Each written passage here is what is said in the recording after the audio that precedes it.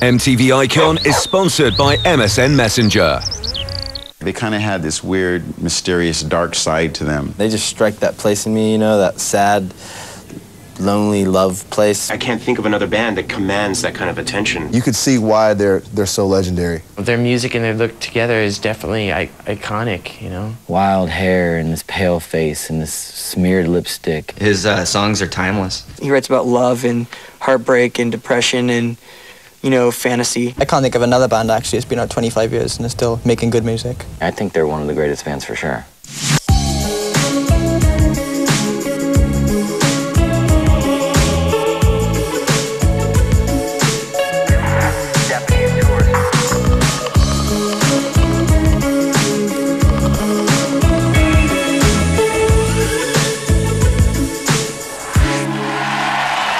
Ladies and gentlemen, please welcome our MTV icons, The Cure!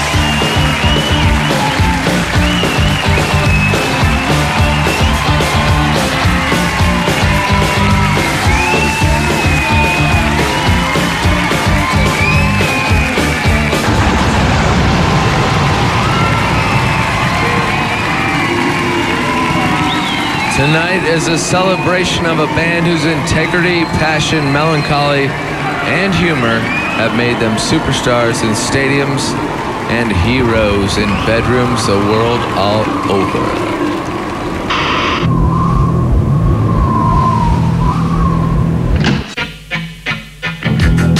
Once upon a time, in a mysterious and distant suburb, there lived a naughty little boy called Robert. Robert dreamed of being a musician, and he chased that dream on stage as soon as he could. The very first time I ever went on stage was actually with a band called the Crawley Goat Band, who played the kind of weird sort of jug band music. I was about 10.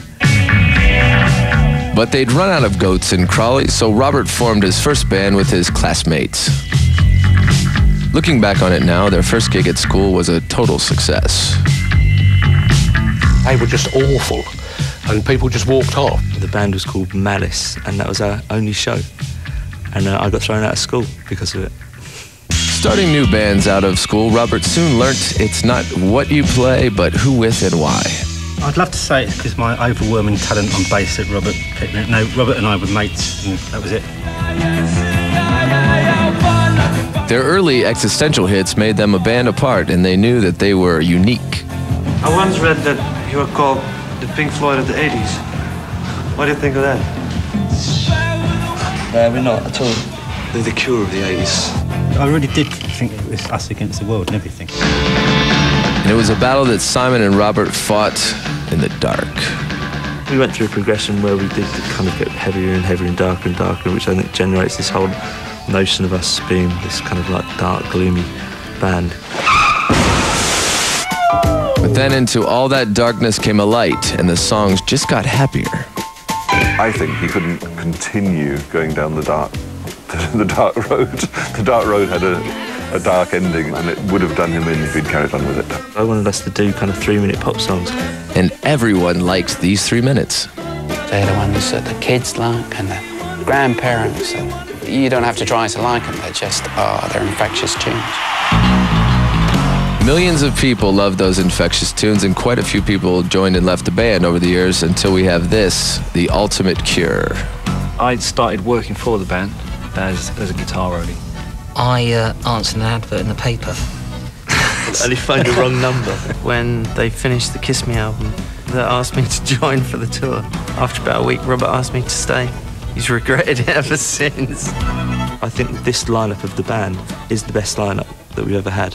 It's like a dream come true.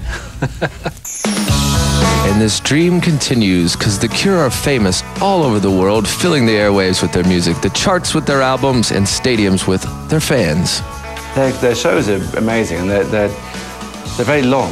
They get very intense and epic and build up, and it's a big emotional development. And so after 26 years of making magical music and dreaming, these 5 imaginary boys were praised throughout the land and made MTV icons. And now, your host, the original Antichrist superstar, Mr. Marilyn Manson. There's no other bands still making music that means so much to me. The Cure showed me that there was more to life than metal. They managed to be darker and heavier than what I already knew, but with something extra. Romance for the ladies, but still heavy and clever too. Here's Blink 182 with A Letter to Elise.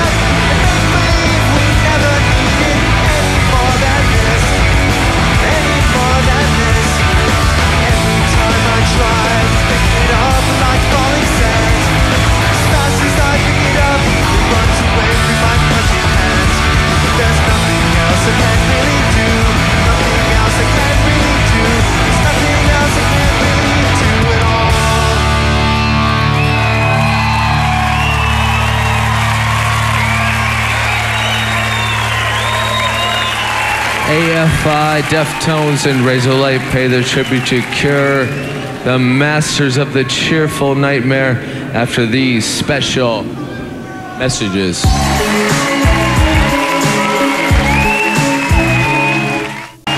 Welcome back to MTV Icon for the Cure. This band, like all great artists, brings together the conscious with the unconscious, and a rare combination of mirth and melancholy. What Tim Buckley called in one word, happy sad. That's a reason why they've managed to mean so much to so many. Testing. Multi-platinum success one year can mean nothing the next. There's hundreds of bands who sold millions of records without ever leaving a trace, but that's not the case with The Cure. After all, you judge the significance of an artist by their impact on the medium. They're like one of the most important bands in music because they change the way people think about music. I love groups that are really edgy, groups that say things in styles that are very different, and that's what I love about The Cure, and rock on. They are mesmerizing and hypnotic and romantic at the same time.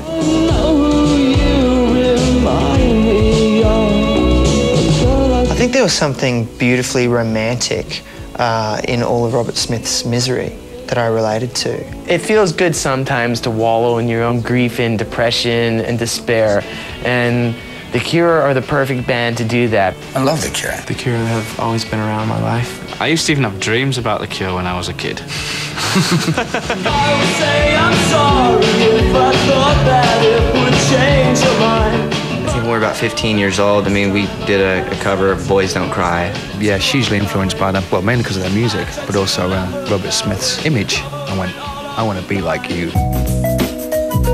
We've always been flattered by other artists name-checking The Cure. The music on Californication was, a lot of it was very influenced by The Cure, and no critics ever picked up on that. The Cure has definitely been a part of our music. The Cure, only one of the greatest bands ever. Amazing.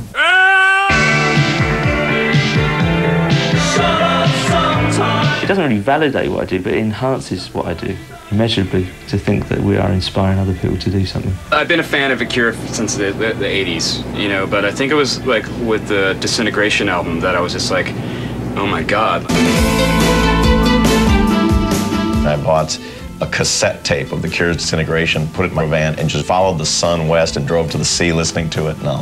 And it's a fine memory of a fine record. 17 Seconds and Faith, those two albums were very influential on Flea and myself. I'm a big fan of The Cure, but I would say I'm the wrong category of fans because I heard about The Cure with The Head on the Door. Yeah, we are big fans. There's the Beatles and David Bowie and The Cure, and I see them all as in kind of like a line, and like I feel like you can constantly go back and get things out of it. In turn, we were all inspired by people to do what we do. You have to be. I mean, it's like there's always someone you think, I would love to be like that. So to think that we could be that person to other people, it's a really good feeling. The Cure being an icon is simply awesome. Those guys deserve it. Robert Smith has always had a special place in my heart. So congratulations for being an icon.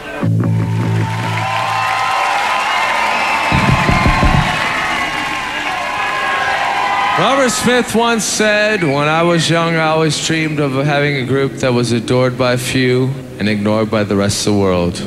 Tonight is proof that that dream did not come true.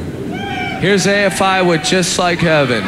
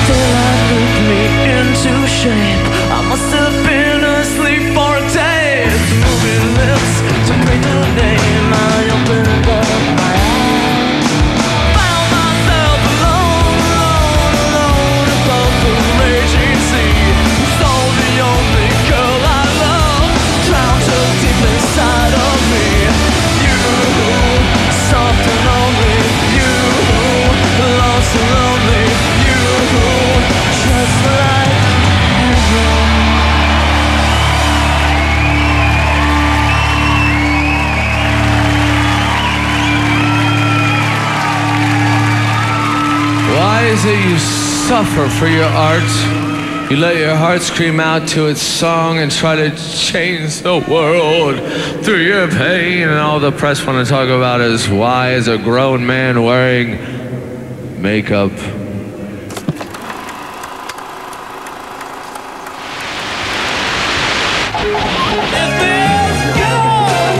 Really important things about The Cure is that Robert Smith has a very readily identifiable image.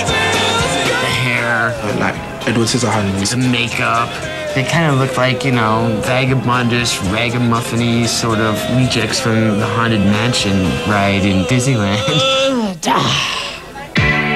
They created their own genre, and people like to call it goth. Robert, of course, hates that tag. The Cure have long been the pop band that it's all right for goths to like. Oh, goth. We love the goths. Goth as a scene has evolved and adapted since its birth in the early 80s, and several of those evolutions have The Cure's fingerprints all over them. Certainly Robert Smith's look, for example. I'm going to show you how to transform your face into the very beautiful Robert Smith. First important step to this look, pale powder. I have never, ever, ever, in 25 years of doing this, ever worn white face powder. The eyes were like a square of black around the eye. The lips looked like he'd fallen on the lipstick rather than actually put it on. His lipstick's on crooked. Yeah. He didn't do a very good job. This is the actual MAC Ruby Woo lipstick that Robert favours. It's almost like a slash across the mouth. Well, like, if he didn't have, like, the makeup and he didn't sing like that, then he'd be pretty cool. Looking like you kissed a knife is only half of it. Big black hair is rock and roll, but the biggest, blackest, big black hair was always The Cure. There was a period, I suppose, in the late 80s when we did have fantastically big hair. You know, we started to play stadiums, and so the hair had to become stadium size. My name's Thomas, I'm Robert Smith's official hairdresser, and here I'm going to recreate for you the look. I usually spend about a good hour cutting the hair. I don't need to worry about styling too much, just kind of get the back combing in, get the knots out. Yeah, it's not really one that gets requested very much in the salon. It's very much the original bedhead. There we go. Easy steps how to create the Robert Smith. That look is really crucial to The Cure. If you see a video on the TV, the second you see Robert Smith, you go, oh, that's The Cure. Even if the sound's turned down, you know that's The Cure.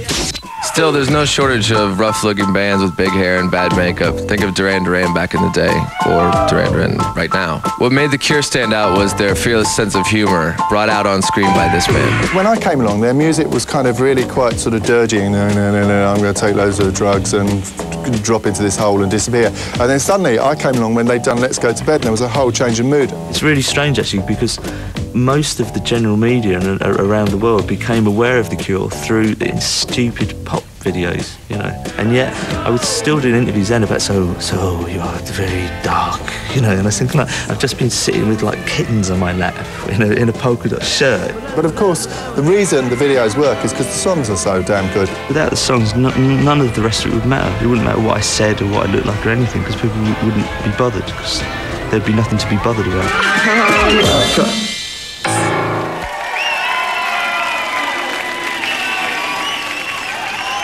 Songs sung with, apparently, by the band that wrote them. A 20th century idea, enjoying a resurgence thanks to bands like The Cure and bands that like The Cure.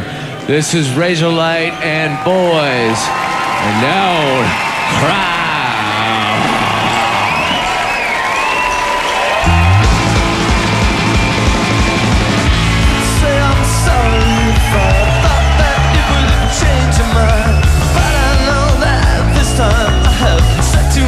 I've been too unkind, so I tried to laugh about it. Yes, I cover it all up with lies. Yes, I try to laugh about it, but I'm hiding the tears in my eyes, because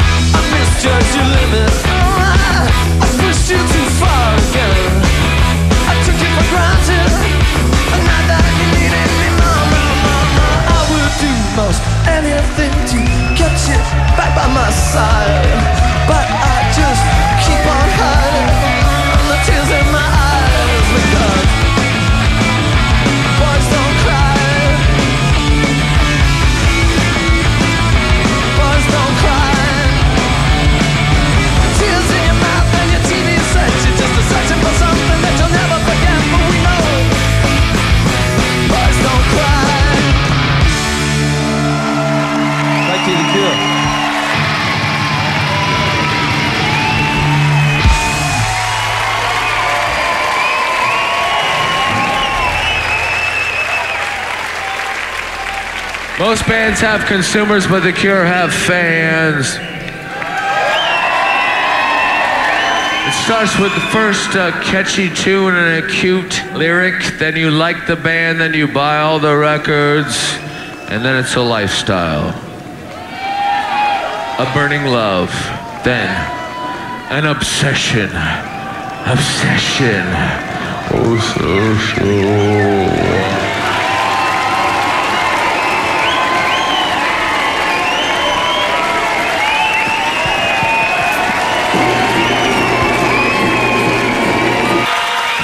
Nominate with our fans. They're all beautiful and clever. Hey, hey, hey, well, I like it when that lightning comes. I think The Cure are fantastic. Their music has shaped me as a person. Music-wise, lyric-wise, I can relate to it. The music has a certain sound to it which takes you away into a dream world which nobody else can penetrate. I basically use them to rebel against my parents. Very proud to be a Cure fan in this day and age. The Cure tend to have very important impact on fans. Young people recognize themselves in the Cure music and especially in Robert Smith's lyrics. So it helps them with their adolescent issues. Crumbs. I think a lot of people who feel a bit alienated from a normal way of life can think, oh, I'll go and listen to The Cure.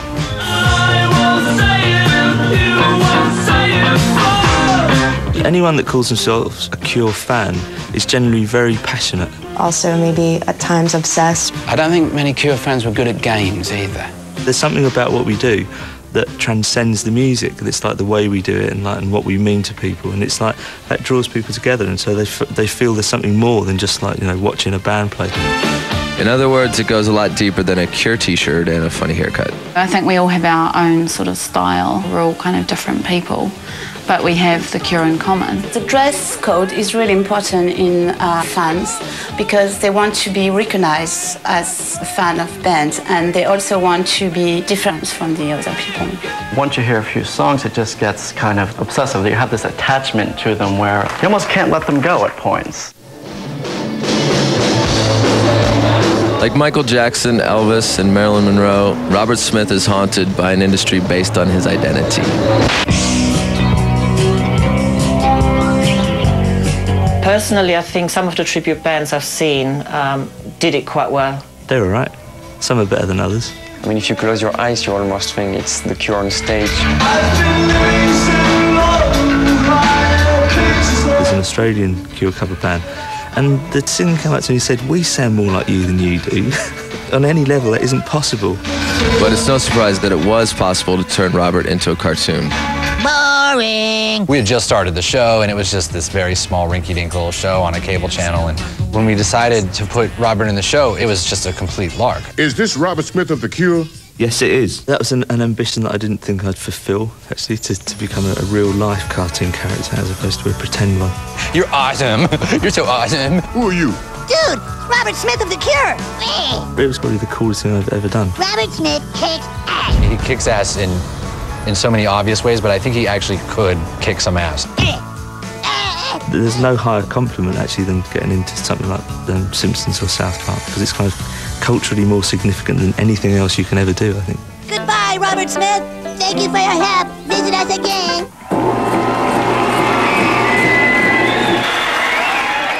Because of my teenage lust, apparently I have a lust for metal. I came to The Cure pretty late. It was like joining a secret society. A secret shared by everyone here tonight. Please welcome the Deftones. If only tonight we could sleep!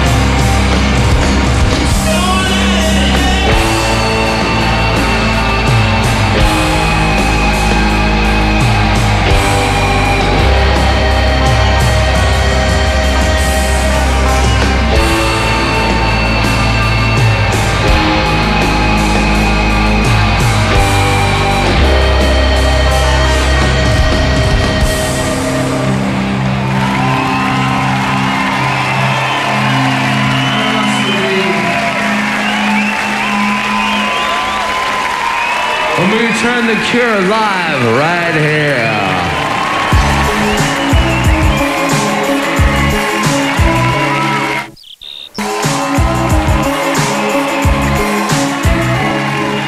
For every person you see in the audience tonight, there was another 1,000 who would have loved to have been here.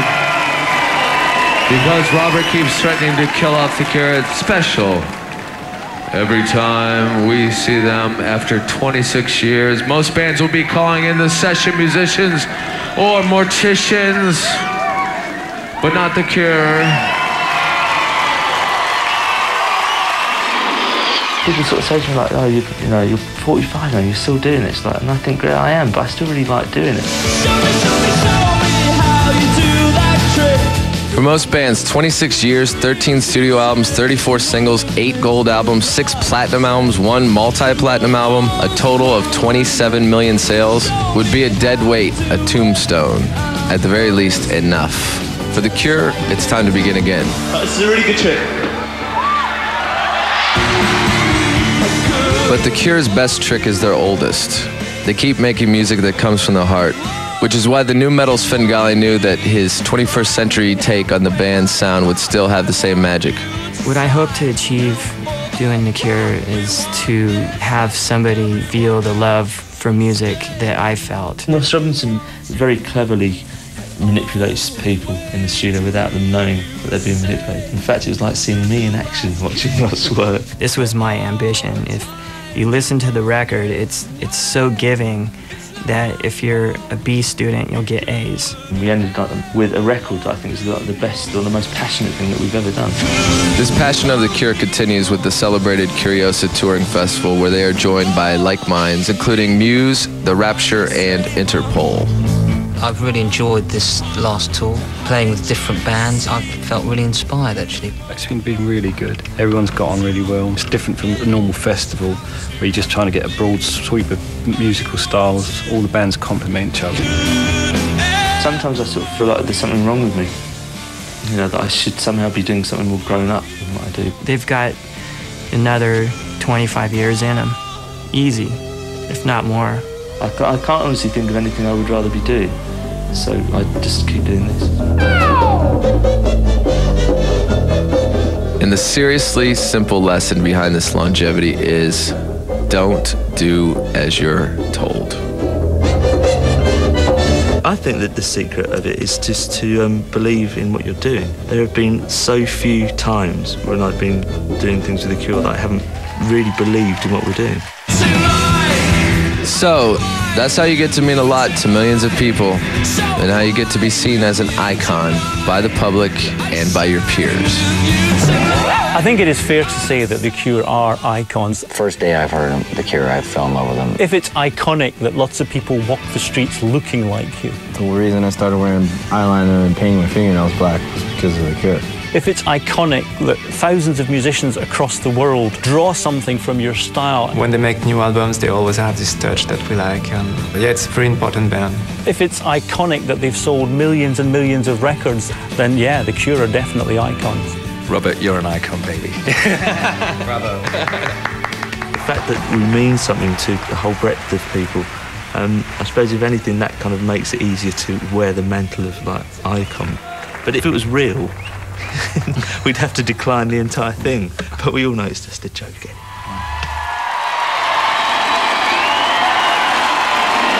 Let the dark in your hearts and the light in your soul welcome The Cure on stage live!